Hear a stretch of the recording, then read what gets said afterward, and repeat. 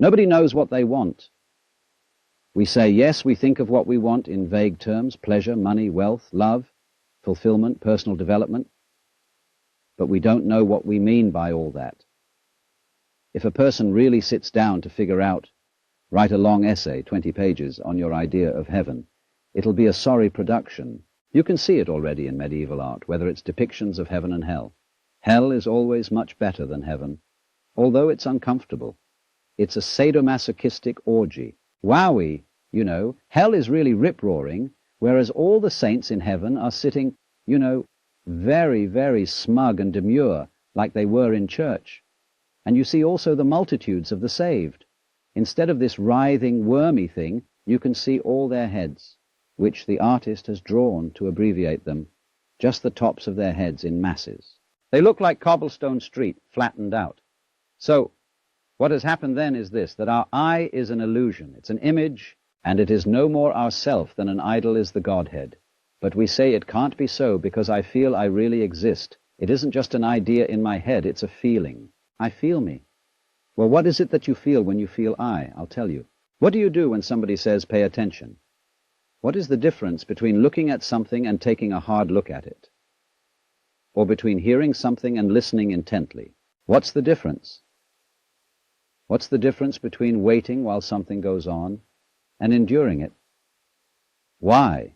The difference is this, that when you pay attention, instead of just looking, you screw up your face, you frown and stare.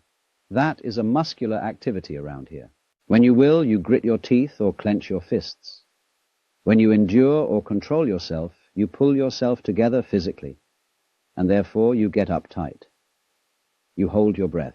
You do all kinds of muscular things to control the functioning of your nervous system, and none of them have the slightest effect on the proper operation of the nervous system.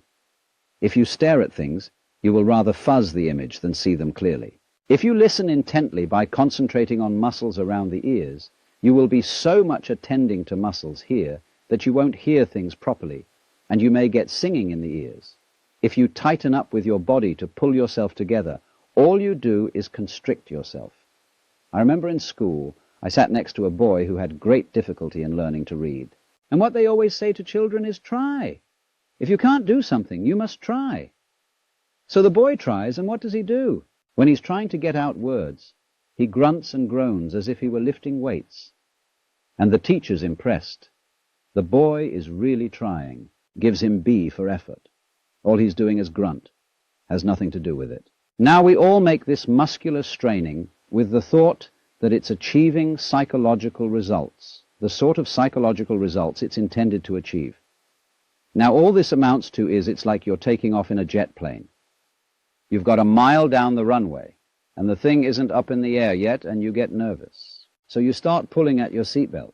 That's what it is. Now that is a chronic feeling. We have it in us all the time, and it corresponds to the word I. That's what you feel when you say I. You feel that chronic tension, because when an organ is working properly, you don't feel it. If you see your eye, you've got cataract. If you hear your ears, you've got singing in your ears, you know, getting in the way of hearing. When you are fully functioning, you are unaware of the organ. When you're thinking clearly, your brain isn't getting in your way.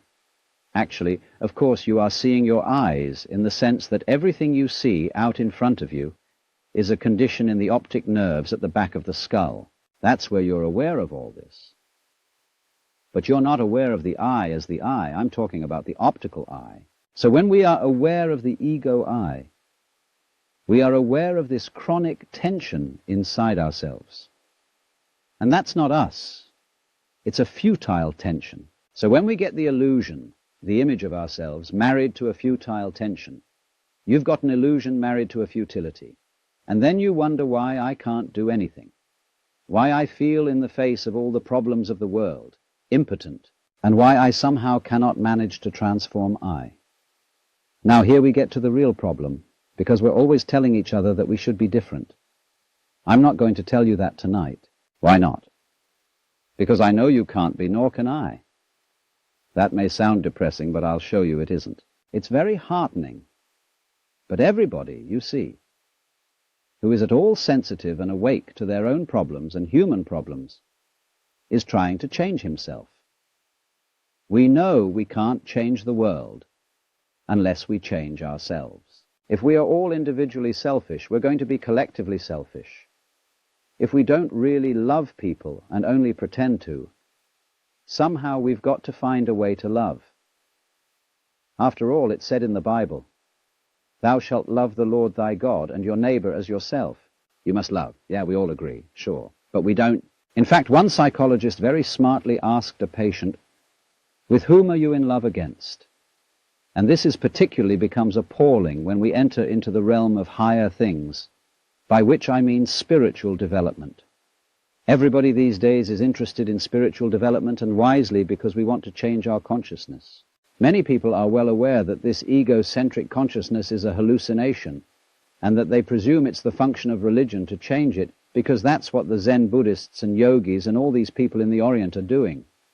They are changing their state of consciousness to get something called satori, or mystical experience, or nirvana, or moksha, or what have you. And everybody around here is really enthused about that, because you don't get that in church. I mean, there have been Christian mystics, but the church has been very quiet about them. In the average church, all you get is talk. There's no meditation, no spiritual discipline. They tell God what to do interminably, as if he didn't know. And then they tell the people what to do, as if they could, or even wanted to. And then they sing religious nursery rhymes. And then to cap it all, the Roman Catholic Church, which did at least have an unintelligible service, which was, it was real, mysterious and suggestive and vast magic going on. They went and put the thing into bad English, and they took away incense, and they took away, and they became a bunch of Protestants, and the thing was terrible. So now all these Catholics are at loose ends. As Claire Booth-Luce put it, not to be a pun, but she said, it's no longer possible to practice contemplative prayer at Mass, because you're being advised, exhorted, edified all the time. And it becomes a bore. Think of God listening to all those prayers. Talking about grieving the Holy Spirit, it's just awful. People have no consideration for God at all. But in pursuing these spiritual disciplines, yoga and Zen and so forth, and also psychotherapy, there comes up a big difficulty, and the big difficulty is this. I want to find a method whereby I can change my consciousness. But therefore, to improve myself, but the self that needs to be improved is the one that is doing the improving. And so, I'm rather stuck. I find out the reason that I think I believe, say, in God, is that I sure hope that somehow God will rescue me. In other words, I want to hang on to my own existence. And I feel rather shaky about doing that for myself. But I just hope there's a God who will take care of it. Or if I could be loving, I would have a better opinion of myself. I'd feel better about it. I could face myself, as people say, if I were more loving. So the unloving me, somehow, by some gimmickry, has to turn itself into a loving me. And this is just like trying to lift yourself off the ground with your own bootstraps. It can't be done. And that's why religion in practice mainly produces hypocrisy and guilt. Because of the constant failure of these enterprises, people go and study Zen. And they come back and say, wow, getting rid of your ego is a superhuman task. I assure you it's going to be very, very difficult to get rid of your ego. You're going to have to sit for a long time. And you're going to get the sorest legs. It's hard work. And all you wretched kids who think you're getting rid of your ego on part or something or other, and easy yoga, you don't know what you're in for when it really comes down to the nitty-gritty. Well, the biggest ego trip going is getting rid of your ego. And the joke of it all is, your ego doesn't exist. There's nothing to get rid of. It's an illusion, as I tried to explain. But you still want to ask how to stop the illusion. Now, who's asking? Do you think, in the ordinary sense in which you use the word I, how can I stop identifying myself with the wrong me? Well, the answer is simply you can't. The Christians put this in their way when they say that mystical experience is a gift of divine grace. Man as such cannot achieve this experience. It is a gift of God. And if God doesn't give it to you, there's no way of getting it. Now that is solidly true. You can't do anything about it because you don't exist. Well, you say, that's pretty depressing news. But the whole point is, it isn't depressing news. It is the joyous news. There's a Zen poem which puts it like this, talking about it. It means the mystical experience, satori, the realization that you are the eternal energy of the universe like Jesus did. It says like this, you cannot catch hold of it, nor can you get rid of it. In not being able to get it, you get it. When you speak, it's silent. When you are silent, it speaks. Now, in not being able to get it, you get it. Because this whole feeling, what Krishnamurti is trying to explain to people, for example, when he says, why do you ask for a method? There is no method. All methods are simply gimmicks for strengthening your ego. So how do we not do that? He says, you're still asking for a method. There is no method. If you really understand what your I is, you will see there is no method. This is so sad. But it's not. This is the gospel, the good news.